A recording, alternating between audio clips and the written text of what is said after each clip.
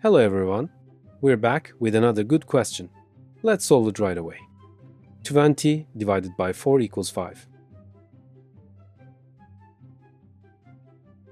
Then 5 minus 2 equals 3.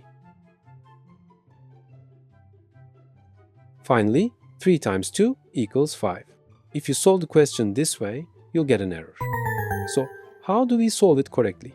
The way to solve this is to pay attention to the order of operations. The abbreviation for order of operations rules is PEMDAS. P stands for parentheses, E stands for exponents, M stands for multiplication, D stands for division, E stands for addition, S stands for subtraction. There's another catch here. Multiplication and division are not sequential. They are performed from left to right. Similarly, addition and subtraction are performed from left to right. Let's solve your questions again using these rules.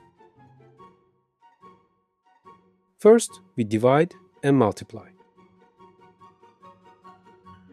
20 divided by 4 equals 5.